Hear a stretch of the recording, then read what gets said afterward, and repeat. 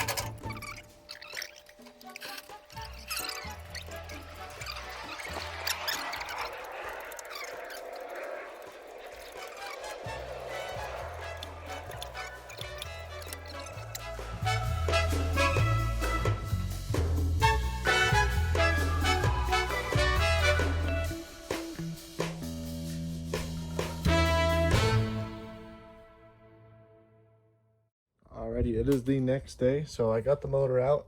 It's a bit of a mess. I gotta clean up, but once I get this on the stand, I'll take care of all that, get everything cleaned up. But I got the engine hanging on the hoist. I got the tripod that I'm gonna set up, do a little time lapse of the breakdown of the motor. But first, gotta get it put on the stand, and then we'll continue from there.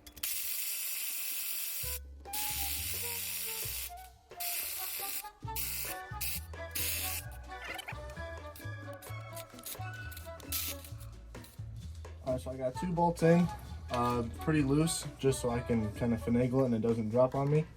Did a little taps with a hammer, got them off, and then just go through, loosen these up. By the way, this is in no way an instructional video, so just kind of go with the flow on the teardown. Boom, flywheel is off.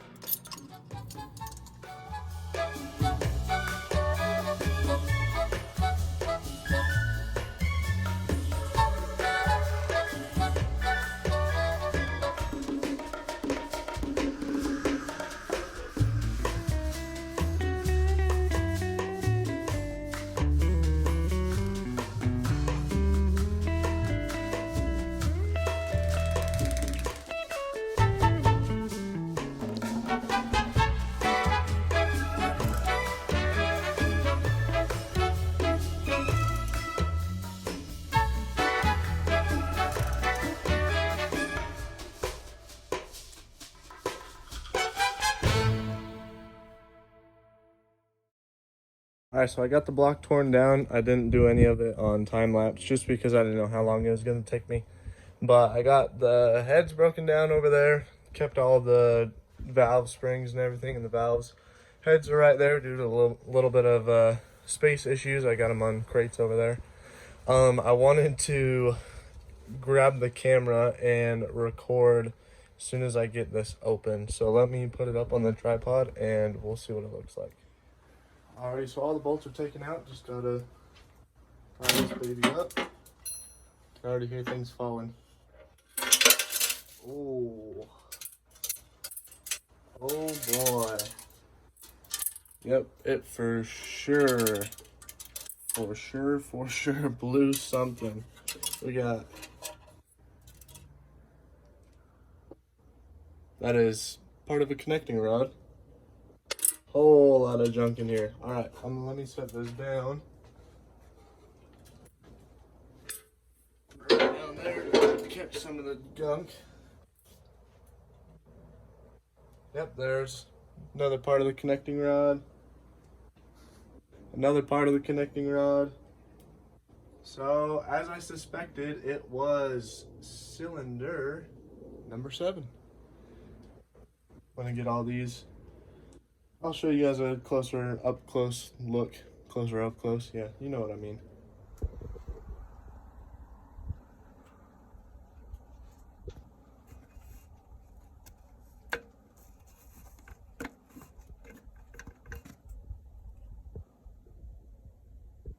Dude, there's metal everywhere. Oh, let me add these 2 big pieces to the pile. Alright, I thought it'd be fun if we played a little bit of game of Plinko with my motor.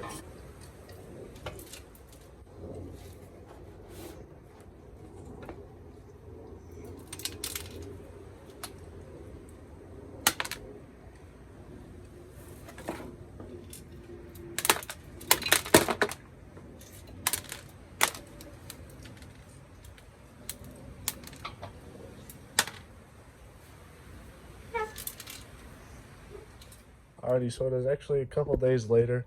I had to take a little day to decompress and just soak in what I did to this block. You can see some of the damage there. Let me flip it over and give you guys a good look. Alright, so I got it flipped over, and this is the one of these caps fell out, or the bearing fell out. This goes right there. And not that it matters, but so as you can see, got a little bit of damage to the block. I believe it was this side.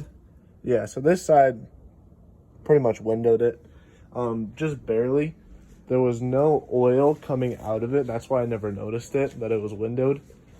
I only noticed it once I got it up on the stand and was taking the header off on the passenger side. So, this cylinder was, this cylinder was the one that failed, number 7. As you can see, there's some pretty nasty gouges in the block. And if you come on over here, where I got everything laid out, I tried my best to collect everything that I could, all the big pieces, a lot of it, tiny little pieces. Yeah, so this is a good Coyote piston. This is what they're supposed to look like. And this is the twin turbo TZ special. You can find these, they're limited number. I mean, if I kept going, I could get 8 of them, but there's only 1 right now. I have yet to make more. This is a piece of the block, I noticed. It's the casting. And then this is actually the bolt on the oil squirter. Sheared off. This is the oil squirter itself. Let me come back to the block to show you guys. That's where it was. You can still see the rest of the bolt still in there. That's what it's supposed to look like. That's it now. And once again, that's the side of the block. That's what it's supposed to look like. That's it now. On both sides too. This is the side that's windowed. I believe it was, yeah, if you look down there, you can see some shrapnel. I looked down this and I could see the ground when it was flipped over, so that's not a good sign. So yeah, that's where it is right now. So what does that mean for the car? Like I mentioned in the previous video, I had 2 options. I was either going to build out this block, do forged rotating assembly, maybe do some little upgrades in the heads, But unfortunately that is no longer an option. My second option was go with a Gen 3 Coyote short block, straight from Ford. Those are pretty much good up to quad digits. That's all I wanted to hit, but knowing me and my luck, I feel like I would just get, one like this where one false move and it breaks. And this is a known weak point on the Coyotes, the top of the connecting rods closest to the pistons. They did upgrade the connecting rods to stronger I-beams on the Gen 3. That's why they're so good. And as well as jumped up the compression ratio to a 12-to-1 compared to, I believe this is a 11-to-1. Or I have what I have thought of option number 3. So what is option number 3? Given that this block is toast, a Gen 3 short block is rated for quad digits. I just don't feel comfortable pushing a stock Gen 3 short block to that limit. A lot of people they have a lot of good success with it, but knowing me and my luck in the way I drive, I would end up blowing it. So option number 3 is I have these right there, Manly H-beams. I have a buddy that has a Gen 1 short block, a Gen 1 just block. I might see if he'll sell it to me. Paxton, if you're watching this, you should help a homie out, sell it to me. Or I'll look and see if I can find another block for sale online. They're not too expensive, given that it is a Gen 1. The Gen 2s and Gen 3s are definitely a whole lot more expensive compared to the Gen 1s. I just want to find one that's in good condition, maybe bore it out so I can run Gen 3 pistons. Because I have been looking at the Manly, I think it's the 12.1-to-1 compression ratio pistons.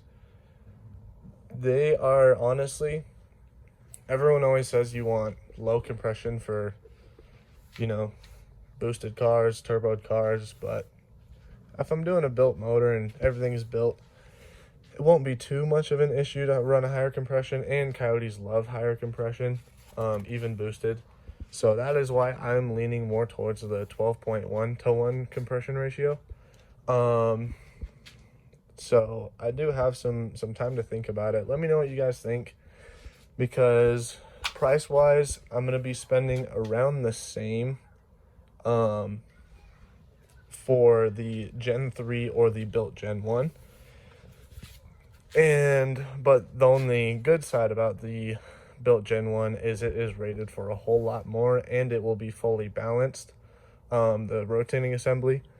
So I don't have to worry about, how the Ford engineer was feeling when he was building that motor that day. I'll know it's built to the right spec and everything, and it's all good. So let me know what you guys think down below in the comments, or hit me up on Instagram. But yeah, this is where the car is at right now. And as far as content on the car itself, I do plan on cleaning this up, maybe painting the engine bay, still doing the battery relocation, everything else. But obviously, motor has to come first, because that is the heart of this car. It doesn't move without the motor. I do want to crack out a lot of things since the motor is out. Like do motor mount since I'm in here.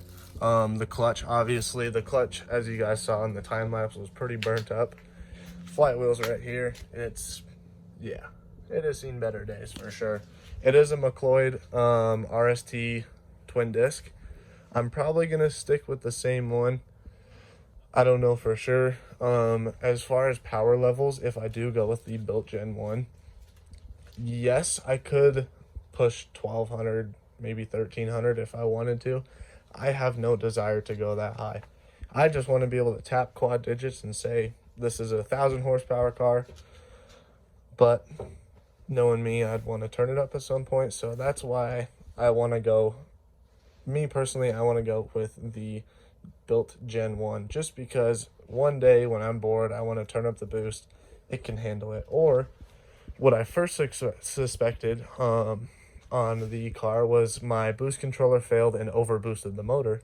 If I have a built Gen 1, that wouldn't really be a huge issue as long as I'm not going into 30 pounds and all that stuff, which I don't plan on. I mean, the twin turbo setup is pretty hard to hit 30 pounds of boost on twin 60s.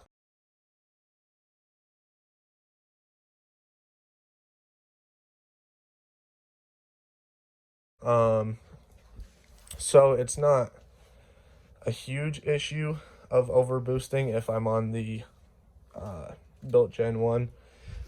The stock Gen 3 short block, I don't know how much boost those can handle. I've heard they can handle a lot. I haven't done too much research on them. I've only done research on the Gen 1 because that is what I was planning on building out. Obviously can't do that, so let me know what you guys think. As far as content, I'm still going to keep cracking out videos and we'll go from there. Don't forget to like and subscribe if you want to see more.